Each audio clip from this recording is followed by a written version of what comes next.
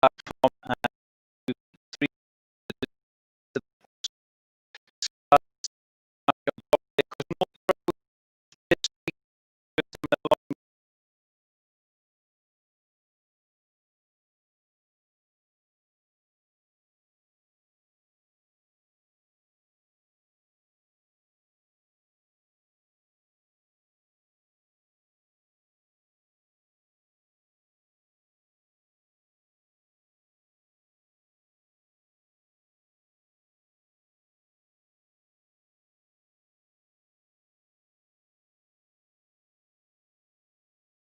players are concerned, I don't think they really care that it's not at the Liberty. It would be the same atmosphere, let's be honest, because we don't have the crowd. So, yeah, I'm looking forward to that one. Always one of my favourite derbies. Hooky, obviously still involved now in the coaching side, and you know, Ospreys have been going quite well. We've got a lot of questions from the supporters joining us tonight. I'll interweave them through the evening, so hopefully we can get through all of them. Thanks very much for the questions you've sent in, by the way. But Hooky, a couple of wins of late, confidence sort of on the up, ready for Boxing Day?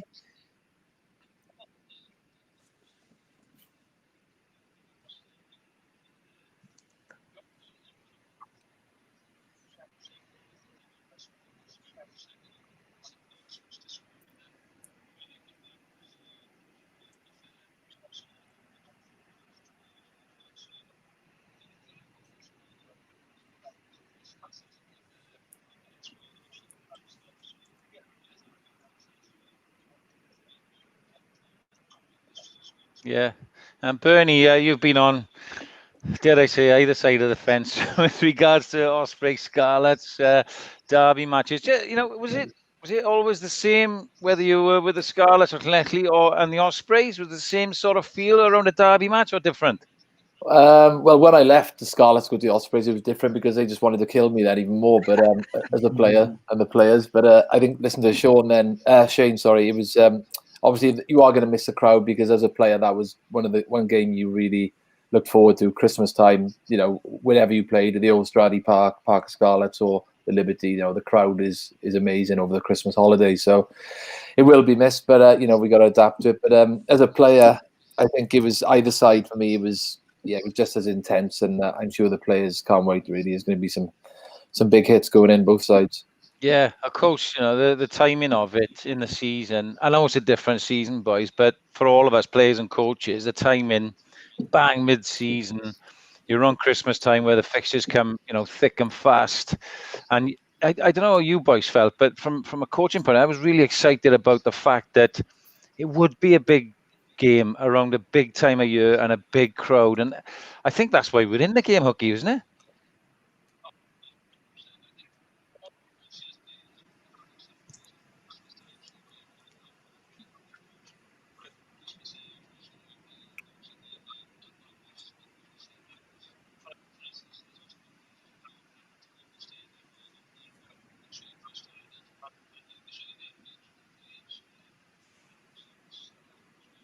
Well, you alluded to it there, the Knoll. I'm going to take you back now, Shane, to a time where hair was different, kits were different, pitch and crowds were different. So I take you back to 2004. Obviously, this was our first title winning season. You grabbed 2 tries on a Boxing Day and a 28-7 win at the Knoll. Look at the crowd, boys. Shane, tell us a little bit about, you know, the times around this time. What a step. Yeah, look, the Knoll was one of my favourite places to play. One, you had a full capacity crowd there almost every week, and you had the old school pitch invasion after games. Well, after you won anyway, otherwise they buggered off. But yeah, always amazing, and especially the Christmas derbies. There was so much riding on it, and remember those days playing against Celeste Finau. You know, you talk about high tackles. That guy used to have about 15 red cards a game if he was playing now, I think. But yeah, look at that power. What year was that, Shane? I think Hooky was ball boy in this game, wasn't he? What year was it? he probably was.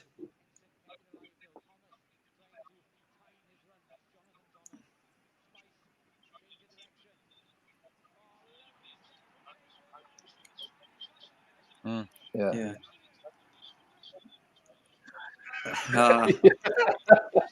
You boys. Appreciate it, but appreciate it.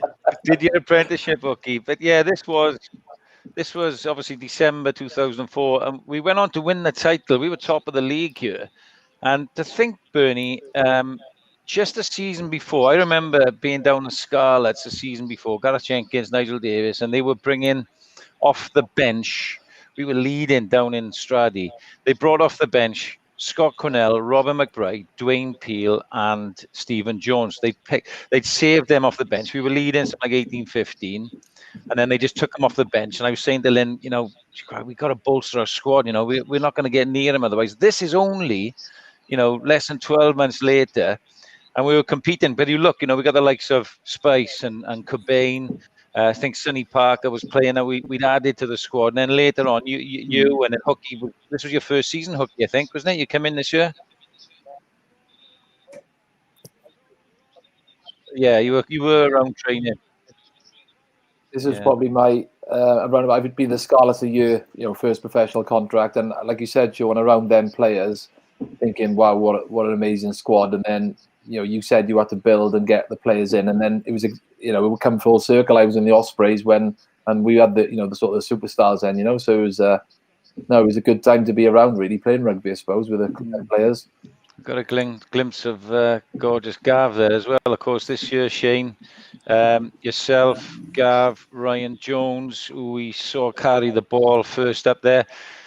This went on to become a Grand Slam year to the end of the season 2005. So you're looking quite sharp here. You got the bit between your teeth, old boy. Yeah, I was having a good old season. I was getting a lot of game time, scoring a lot of tries, and confidence was at a high. That's why I had the confidence to pull off a mullet in 2004 season. Pointy sideboards.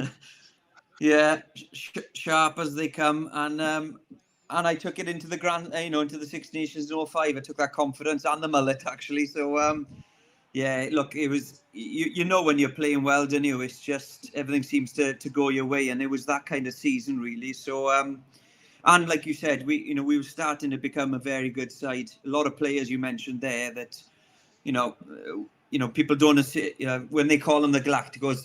People like Spice. Cobain, players like that, they don't call them the Galactos. There's people like Bernie and Hooky and Philzy, the Galactos, but them boys were the ones that got the Ospreys going and almost won the league without us at times. Great players that were did all the hard work. Spicy was probably one of our better players, wasn't he? Let's be honest. He could play 9, he could play 10. He was never injured. He was like a little Jack Russell. He'd have a go at anything.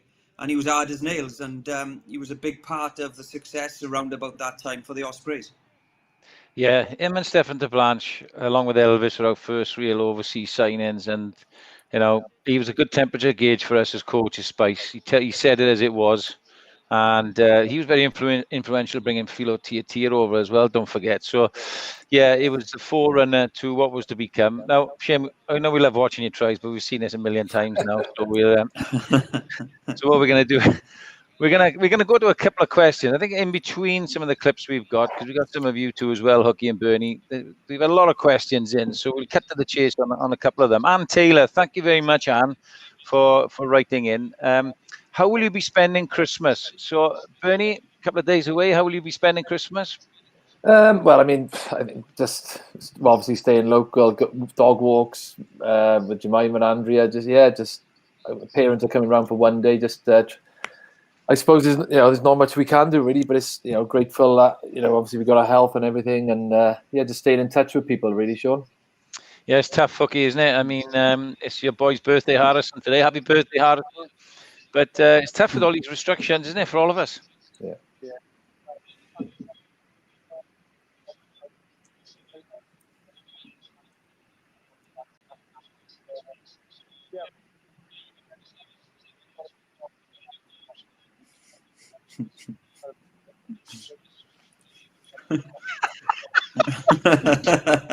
RSP, everybody's over for the RSPCA on the line. Keep them away from raisins as well, and slugs. Slugs. Yeah, I was Ryan Hooky for a line. Shane, you've been you've been building up the Christmas pack in boxes, and not just for family presents, haven't you? Yeah, to start with, I'm keeping the missus off the chocolate buttons. So I think don't tell I said that. No, yeah. Over the Christmas period, I've been very busy, and the boys have. You know, we've collaborated with Velindre Cancer Centre, and we've brought out a coffee brand called Fab Four Coffee, and I took on the responsibility of being the postman and the packager and the factory worker for last couple of weeks, which was fun. But I've been in self-isolation before this because my daughter had to have an operation. So, you know, it kept me busy, really kept me occupied, and that's gone really well. So, yeah, it is a busy time, but you've got to keep occupied, haven't you? You know, we never know when we're going to be in lockdown or in a fire break or whatever else it's going to be. And you know, similar to everyone else, I suppose, Christmas time's going to be at home with the family, and we may venture up to the in-laws for Sunday dinner as well. But you know, we just got to abide to the rules, haven't we, and stay safe and keep family members safe. That's all we can do. That's all we can do, mate. So I'll be cooking a turkey. I know that anyway, and my pigs in blankets. I've earned it this year. I know that. There's a couple of questions from the supporters in and around Fab Four Coffee. One's from Rachel T. Is coffee a good pick-me-up after a game, assuming it's a great brand? Right. So okay, there's a link to Fab Four. But do you have a coffee after the game, boys? You normally have some recovery drinks, don't you? Well, we'll have to. Yeah. Before normally, isn't it? Have to bring out some Fab Four gin or something, I think, for after the game. Or Fab Four vodka. Yeah. Hey, that's the progression, isn't it? Exactly, mate.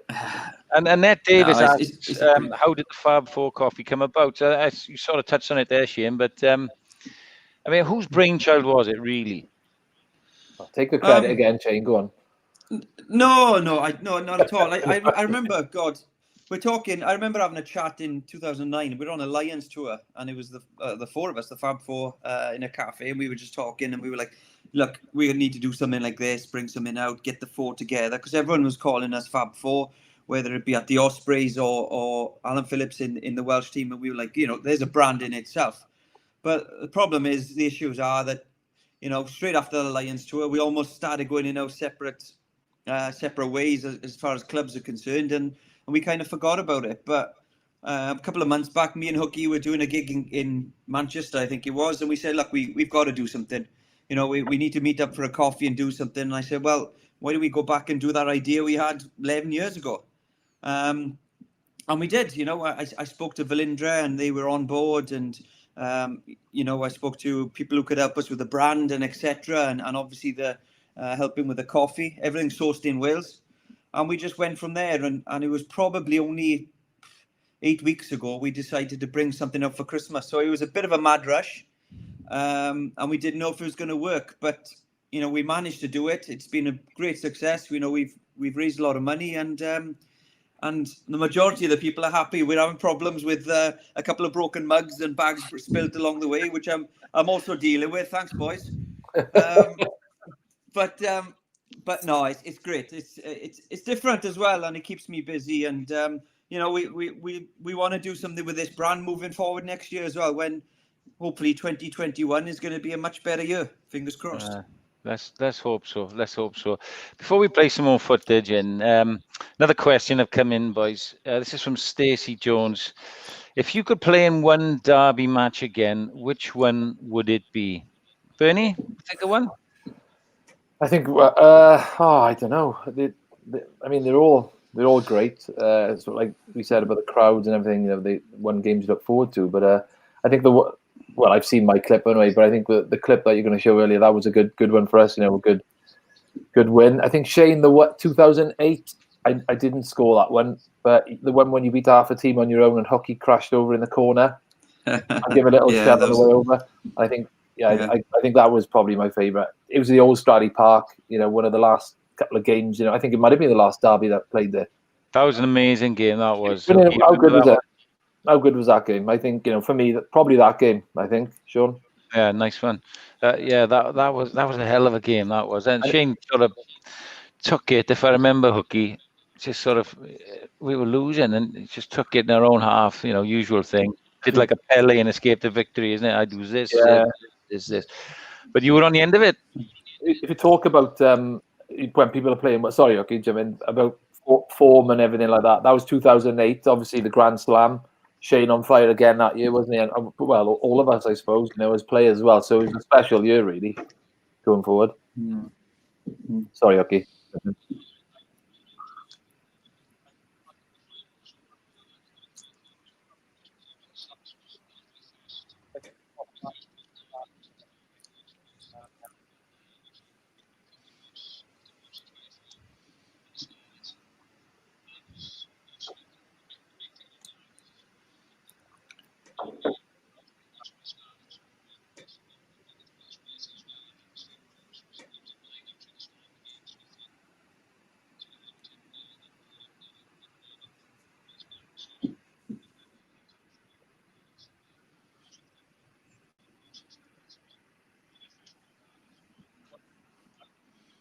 Well, let's have a little look at Bernie's try then. We used to call this, it's just a simple 8-9-15. They say simple, Bernie makes it look easy, but it's 8-9-15. We used to call this all black, Bernie, remember?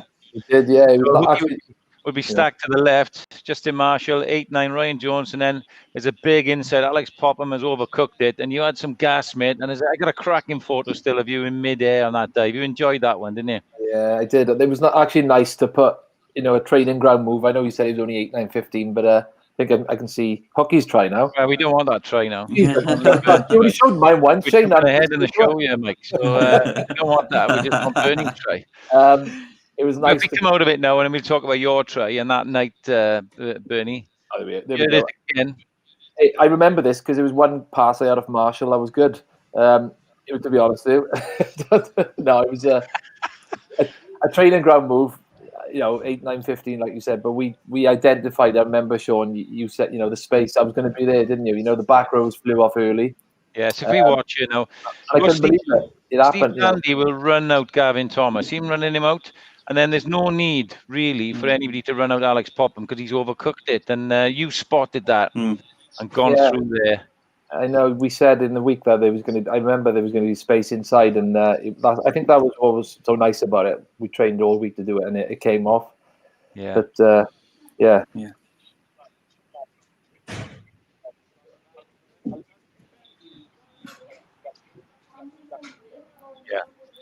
Yeah.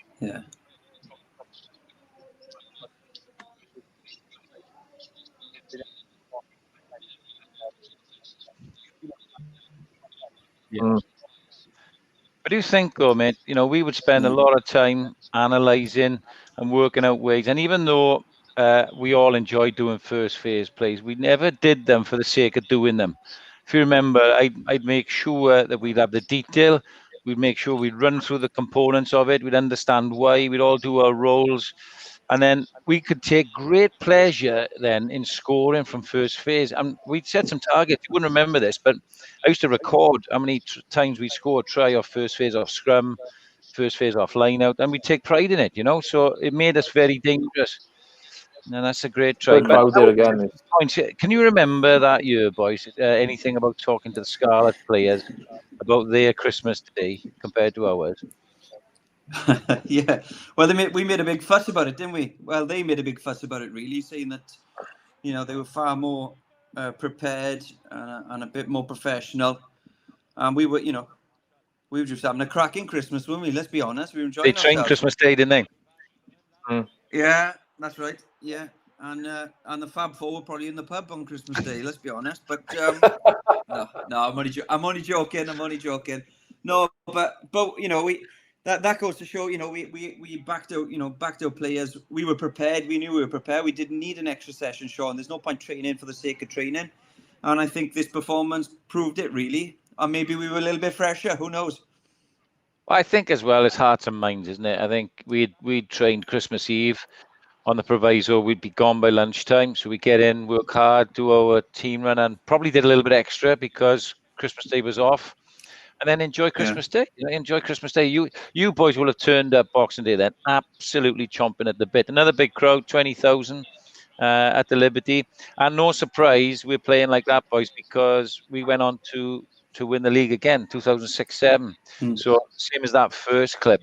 Now, let's go to another question. This is another one from Annette Davis. What was your best moment in an Osprey shirt? Okay, what was your best moment for the Ospreys, mate? Sure.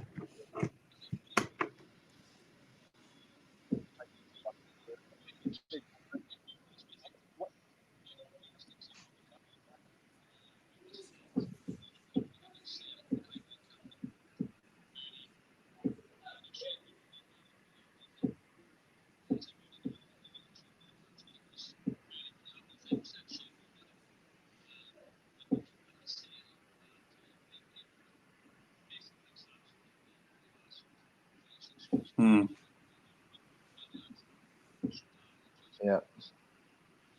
Great, so. Hodgson. Yeah, Sebastian Bruno, hooker. Yeah.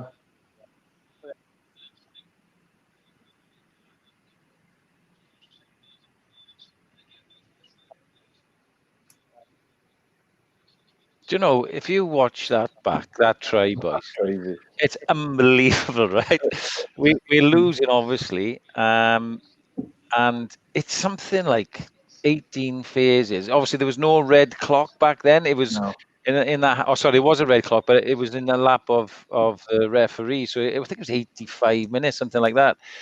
Some of the skills and the offloading and the play for that try, and then Shane goes over. He could have taken it a bit closer to the sticks, Rookie, couldn't he? And then another thing, which I don't know if you remember, Hookie, Alan Roland was refereeing, and with the tee, he made you move the you know, you were off the bench, you were a young kid. It was the last kick to win, and he does that to you. Yeah. Bernie, best moment in an Osprey shirt? 2010. I think 2010. The Celtic League final when we beat Leinster. Yeah. Away, I think it was 17-12, something like that. For me, probably because they were flying high at the time, Heineken Cup, going to as it was the RDS then. I think we had that disappointment that year, the Biarritz. Or was that San Sebastian? We won't mention any more about that. We won't mention any more of that, but it sort of made up for that disappointment. And I think we really went there. We could have just heads down gone there and just thought it's write the season off. But we went there, showed some character. They come away with man of the match that game as well. So for me personally, it was great. But as a club, I look back at everyone celebrating on the the likes of Jerry and Philo. Some of the players that probably didn't have many years left, and for me that was a really good moment. Special, yeah. Shane, you? You could pick any game in 2007, 2008. I think any big games. I really loved that season. I suppose one of the most important games was my last game for the Ospreys. RDS away from home, Leinster. No one beats Leinster, and we go there, and I'm lucky enough to score 2 tries and dot over in the corner for Biggs to kick and win the league. So that was pretty special. It was a bizarre feeling actually, because I knew it was my last game for the Ospreys. I played better in other games over the years, definitely, but I just remember thinking, God, this is it. All right, I've scored the try. We came straight back after the game. There was no celebrations.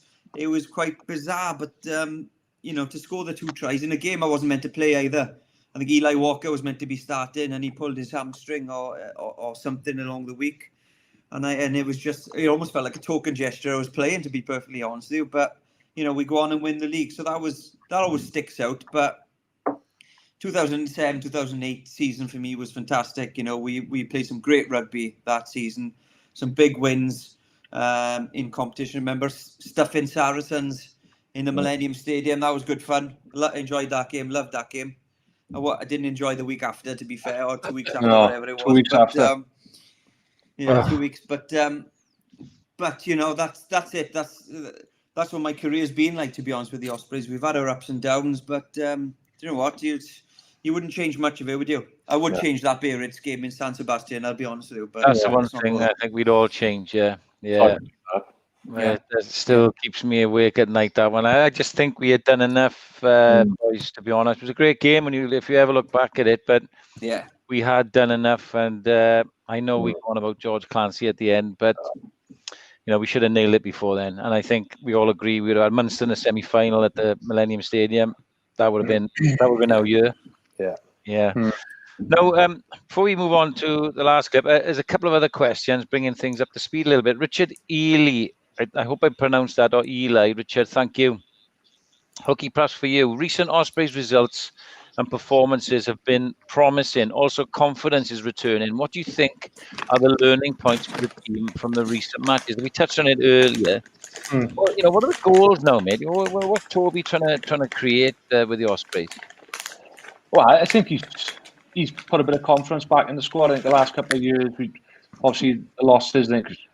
I can't remember how many wins we had, but there's hardly any in the last couple of years. So just that confidence back in the squad. Obviously, some new young boys like Matt Prothero's come in, and obviously the coaching staff is completely different. Obviously if you look back a couple of years ago, there was all a chat about the merger. Obviously, we've lost a couple of coaches, Tandy, Alan Clark, but it just feels like we've got a bit of stability back now. And obviously, we're winning a couple of games. The last two results have been brilliant. So even though we're in the lower tier of the Challenge Cup, the European Cup, it's still a good competition to be in sometimes. I remember being in this competition with Gloucester, and we weren't doing so well in the league, but sometimes it's a step away in a different competition does you good sometimes. So, like you say, it gives you a bit of confidence, and then hopefully, going into the Scarlets game for the Ospreys now, they'll be able to carry that on. Yeah, good. Well, let's hope so. He's a good fella, Toby. Always, I've got time for him. Paul Rogers asks, and I'm gonna tie in a question of mine as well, Bernie. Paul Rogers asks, what are the panel's views on the current state of rugby union? Plus, do they see the Ospreys progressing after several seasons of underachieving? And certainly, well, Hookie's answered that a little bit now, Paul. But thanks for your question. But the current state of rugby union, and today announced, Bernie, that the 4 top Super South African sides are going to join the Pro 14 for the Rainbow Cup at the end of this season now. I mean, what's your thoughts on the state of rugby? I know the pandemic and COVID and that, but what's your thoughts? I think firstly from that news today, I think it's great news. Really, you're talking some big sides and players who World Cup winners who are going to be coming over and playing against these Welsh teams. But in terms of the state of the Welsh rugby, okay, the crowds are not there. There's rumours that we could join the English Premiership and have play in front of large crowds week in, week out, which might be a good thing. I'm not sure. But, I think going back to the Ospreys, if they can get back to where they are, I think so now with the coaching setups. And obviously Brock James coming in as well. I think we mentioned him. I know what he's about in Clermont and how he runs the game and manages it. So I think obviously not as good as you, Sean, but he's not a bad coach. So, going back to the original question, the state of Welsh rugby. I mean, how long has this conversation been dragging on? And how long can it drag on? I think we've got to deal with what we've got really. The Welsh game they've got to develop obviously after the Autumn Cup and things like that. So yeah, it is what it is at the moment. I don't know what to say really, Sean. To be honest, I know, mate. You know what I mean? Shane, what are you fancying? Cape Town, Joburg, Bloemfontein? I've already been on the phone to Premier Sports. I'm any of the above you just mentioned. As long as it's sunny and dry, I'm happy and COVID free. I'm there with bells on, and I hope you are too, mate. But exactly. We're having 4 great teams involved in the competition, which is very strong anyway. From different nations. They're going to bring a different style of rugby their way, as we saw with the Kings and the Cheetahs. Actually enjoyed watching the Cheetahs play at times. World Cup winners, some of the best individual players in the world collectively. Is going to change the dynamics of a good competition already. So it is exciting. As far as the Welsh regions are concerned, in a pretty crappy time at the moment. We've got the Blues winning in Newcastle. We've got the Ospreys beating Worcester away from home. Big performances from the Dragons, the Scarlets, big wins. Bath, yeah. Yeah, in Bath, and obviously a 28-0 thumping of Toulon, but for other reasons. So I think we can be positive. Okay, you know, we were in a transition with the Welsh coaching staff. We could see glimpses of good rugby being played. It wasn't perfect, but you know, give them time. Let's not panic. It was only the Autumn Cup. You know, it's not the be all and end all, I'd say. And let's have a bit of optimism moving forward into 2021. I think we've got some cracking players in Wales playing the game. We're never going to have the strength in depth that England have, or Ireland have, for that matter. And we've got to deal with it. And we'll still end up winning Six Nations and Grand Slams, and hopefully Pro 14s or Pro 18s or Rainbow Cups or whatever it's going to be next. So I'm excited. Good for you, mate. Good for you. Okay, let's turn our attention back to the derby, Boxing Day, 5:15, Saturday, down at Parc y Scarlets, because the pitch in Liberty's been moved up and relayed. Hopefully it'll be back as good as new very soon. What's your thoughts, mate? Ospreys, a couple of good wins, confidence in the camp. George North seems to be playing with a bit more confidence. Scarlets had that week off with the COVID situation with Toulon, however, beat Bath away the week before in the Champions Cup. How do you see this one going, mate? Yeah, I think you mentioned there, Sean, confidence is massive, and you mentioned about the Scarlets beating Bath away from home. I was really impressed with the way the Scarlets play. I think there's a lot of negativity with the game probably at the moment with kicking and the amount of times teams kick, but the Scarlets are the opposite. And I think you watch that game against Bath, and both teams wanted to play, so it was a really entertaining game. So the Ospreys know the Scarlets are going to play, and the Ospreys are going to come in with a bit of confidence, like you say, from the last two games. So it's going to be a really good game, and this is too close to call, I've got to be honest. Yeah, it feels a bit like that. Even out in Ulster the week before, I did a bit on Ulster. Scarlets scored some great, talk about first phase tries, Bernie.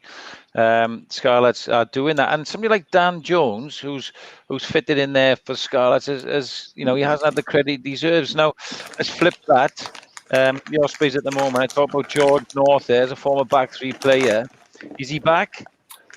Well, I mean, did he ever go away? Really, I know he got a lot of stick, but at the end of the day, he's had an amazing international career just because he's sort of stopped his try scoring, sort of ability at the moment.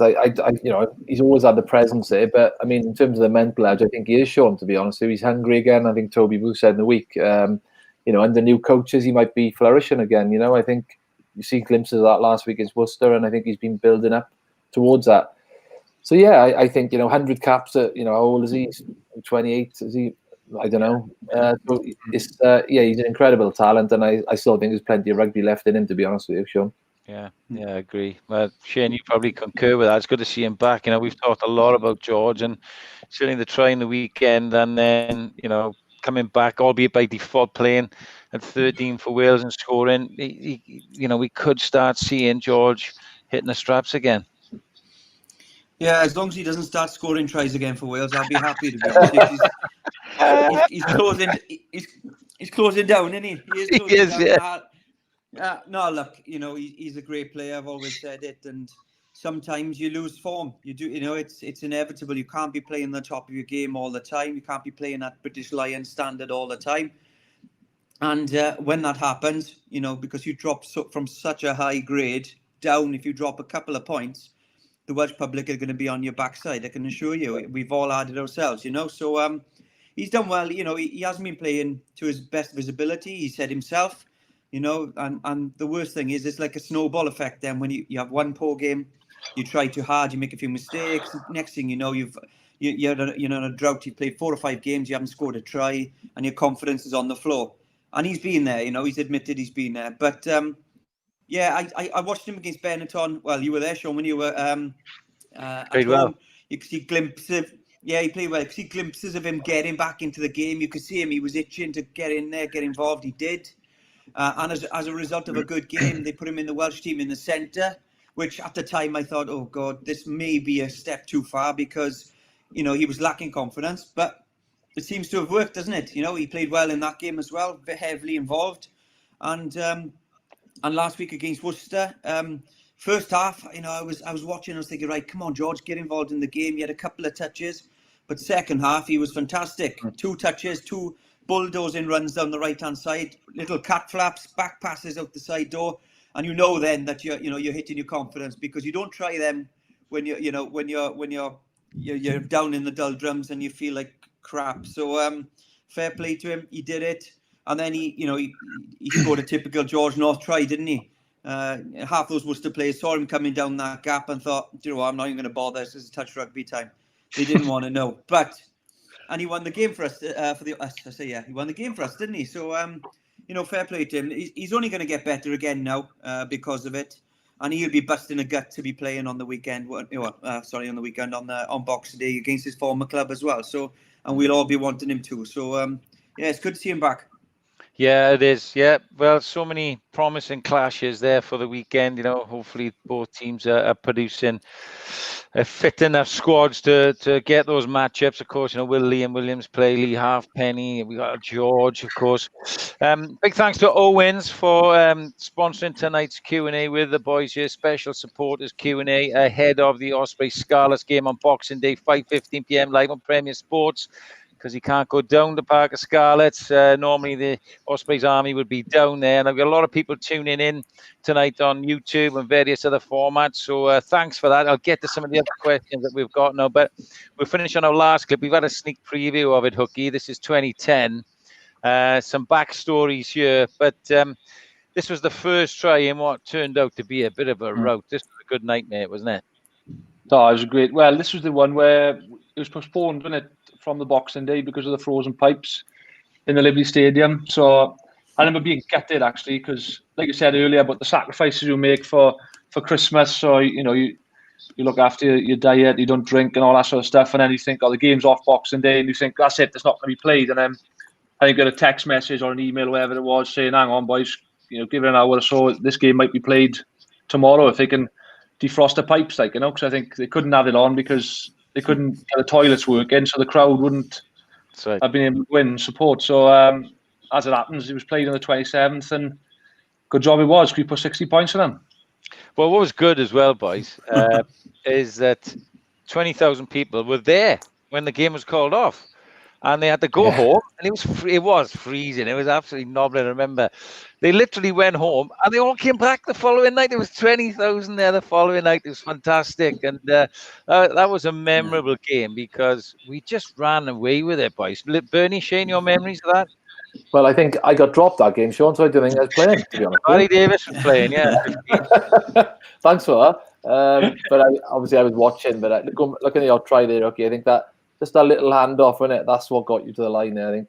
Brilliant. Mr. Old Tickle Hands there. Yeah. It's the fingers, isn't it? It's his it's a 6 foot long fingers he's got. Great finish. Tell a little story here, boys. He's going to come into shot here now. The referee, James Jones, there, right? Not a lot of people will know this, but on the Boxing night when the game was off, right? All of my mates had been to watch the game because the game's called off. They were in Morgan's Hotel, right? Having a beer. They said, look, what are you doing? I said, well, I'm going to head home now. Well, call in and have a beer. Right, okay, I'll call in. I'll have a pint with you. So I'm in Morgan's, and Morgan's is packed, and I'm having a beer with them. And James Jones is in there with his mate. Same must have happened to him, So he comes over. Hiya, Sean. I said, hiya, mate. Tough circumstances, game's off. And we just literally have an exchange like that. And I got a beer in my hand, he's got a beer in my hand. And I look across, and Gareth Potter, the analyst for the Scarlets, right, he's having a glass of wine with his wife. And he's looked across, and he sees this scene of me and James Jones having a beer, laughing and just being together. Oh, no. The following night, I don't know if you remember the game, okay, we battered them in the scrum, right? There was a couple of yellow cards. We had penalty, because you see the score there, 9-3. We got into the lead. And then we just run away with them and battered them. Well, the Scarlets sent a complaint in about me for trying. Apparently, I was coercing the referee. Yeah, genuine. I had a phone call from the WRU, a written complaint that I'd been in cahoots with the referee, and I thought to myself, 60 points. Yeah. I don't think he got 60 points, did he? We were on fire that night. No. We bowled 13. No, fair play. You must have given James something pretty substantial for a 60-point win. I know. It was sour grapes, and then I had to go down and coach the Scarlets for a while after I left the Ospreys, and I was reminded of it. I can tell you. Great clip, great memories. Just a couple before we finish off. Thanks to everybody for tuning in. A big thanks to Owens, our sponsors, and of course to Spock for being our digital partners tonight on this platform. A few more questions, boys, coming in. Jeff Walters, thank you, Jeff. What is it that you miss the most and miss the least from your playing days? Bernie, I'll start with you. What do you miss the most and miss the least? Oh, it's got to be the sort of camaraderie and the training every day with the banter with the boys. And, you know, sometimes you say, oh, you know, I don't really miss anything. But, you know, when you get all that taken away from you, it takes a while. You know, it takes a while to adapt to normal life because, you know, you're spending half your life with these guys, you know, day in, day out. You know, going through the trenches with them, really, you know, highs and lows, you know, sharing these changing rooms when you've just lost a massive game, and then, you know, sharing it when you've just had a big win. So to miss all that, the emotions, I think, Sean, is massive, was big for me. And then you find other ways then to adapt, and then probably getting out of bed and feeling all right and walking down the stairs normal is probably what I enjoy now. I suppose that's right. Yeah. Cookie, what about you? You recently finished it more so than the other two boys.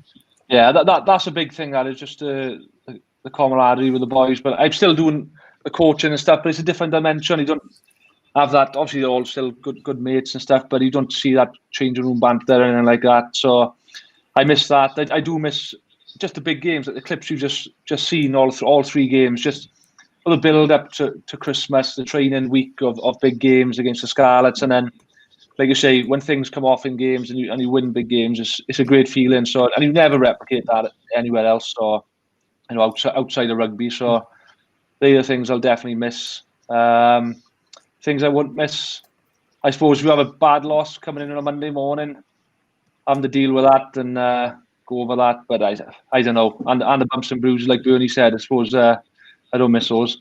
Mind you, I'm playing in the garden with the boys. I get more knocks in the garden now. When he said Monday morning, Hooky, I thought you were going to say Gavin Sean to deal with on a Monday morning because we'd be that.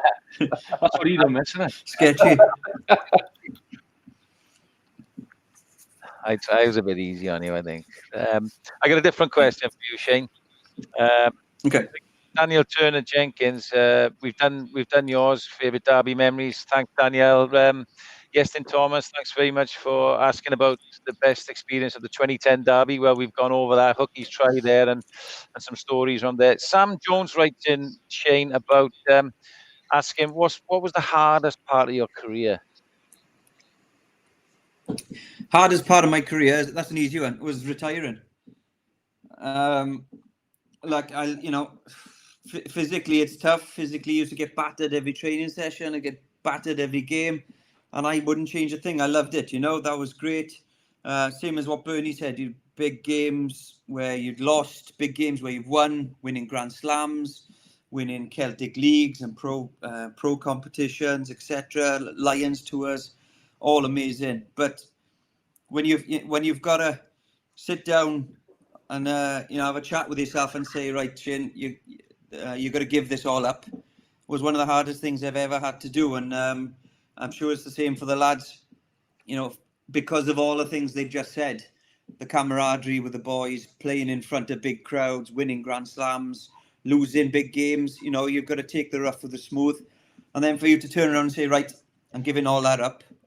You know, you've got to be crazy, haven't you? Surely. But you have to do it, because if you go past that point where you think, I can go on for a bit more, I should do this a little bit more, and then just everyone starts overtaking you, and you're found out very, very quickly in this game, unfortunately. So the hardest thing I ever had and found in rugby was calling it quits.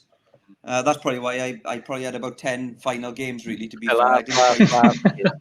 Yeah, I couldn't let it go. But no, it's hard, boys, because you're doing a sport you love. You're doing it with the people you love, and you have to give it all up. And you know, we all know how difficult it is to do that, really, in life. So it's no different in sport. Certainly not in rugby, anyway. Leads us on nicely to next question, I think. Just two more, boys, and we'll wrap it up and let you look forward to Christmas with your families. But Dan Lockley asks about adapting to life after rugby once you retire. Now, Hooky, you're obviously still in it, so it's been quite an easy transition so far. Bernie, you've been out a while now, and it does take a while, even for someone like myself involved in coaching so long, Shane now. But you get there, don't you? You sort of find your way, and you're now working in a successful construction company. Yeah, I think we had this conversation on the business club, didn't we? Not so long ago, the Breakfast Club, sorry. And yeah, it is hard. I'm not going to, deny that. I think it took me at least 18 months before I was really, I can only say now I've been retired 4 or 5 years. The last 3 years was tough, and the 18 months, 2 years now, I really feel comfortable in business life, really, and a new career. I know I've been doing it for 5 years, but you still miss, you sort of miss that rugby and miss that camaraderie, and miss the money, I suppose, as well. You do. So it takes a while to adapt, but you do get there in the end. And speaking to players who are retiring now or have just retired, and trying to give them advice, and it will come in the end. But like I said, you've got to find a way to get the sort of all them highs and lows and adapt, really. I'm not going to ask Shane because he's like Alan Sugar at the moment. He's like Dragon's Den, more fingers and more pies and bloody hell. Right, boys, I got one last question, but before that, I want your predictions for the weekend. Difficult one for you, Hooky. You're in the camp still. We're all still, very close to the Ospreys, but tough one to call. Derby's always asked, down to Parker Scarlets now. It's going to be a real interesting one. And we always talk about the derbies as, hey, they're still Six Nations qualifiers, really, aren't they? There's places up for grabs in Wayne Peacock's team. Well, how do you see it going on Saturday, son? Okay. Well, sorry, Sean. I said earlier, it's going to be tough, but I'm going to say the Ospreys just because I think the Scarlets, they obviously haven't played for a couple of weeks now since that Bath win. They may go into it a bit overconfident. It was a hell of a win. I think the Ospreys, they realise where they are. Obviously, they will go into it with confidence. They've still got work on, so they are still sort of a bit of work in progress as well. And I think we'll edge it. Cool. Bernie, a double-edged question, prediction, but also from Dai Smith, how difficult is it, having been involved in them, to then watch them now from the sidelines? Yeah, a prediction first. I think 2 form teams at the moment, which is exciting coming into this derby. Usually it's Ospreys are going well, Scarlets ain't doing well, but it's good. They've had 2 great wins, both of them lately. So I think it's going to be tight. But I'm going to say, well, people will say that I'm an Ospreys or Scarlets fan, but I think the Ospreys will just pip it. I think, Sean. But Cool. Now, Shane, talking of that, what the Osprey fans and the Scarlets fans will say, you and I are working the game Saturday. To all the supporters watching out there now, we just call it as we see it, right? Yes, we were the Ospreys a long time, but we call it as we see it. Just because there's a great Scarlets try and we say it is, it doesn't mean we got anything against the Ospreys or pro Scarlets. We call it as we see it, but obviously there is that pull in the heart there. Shane, we're going to be working the game there Saturday down at Parker Scarlets. How do you see it going? Look, what a matchup, isn't it? I think, don't get me, let's be honest. When we watch the Scarlets play, and we want the Scarlets to win, don't we? Unless they're playing the Ospreys, and we're big fans of all the regions, really. But this is what Boxing Day rugby is all about. I can't wait. This is going to be a great game. I think the Scarlets, they're full of confidence. There's one way to look at it. Are they rested because they didn't play Toulon, or are they going to come in undercooked? Possibly.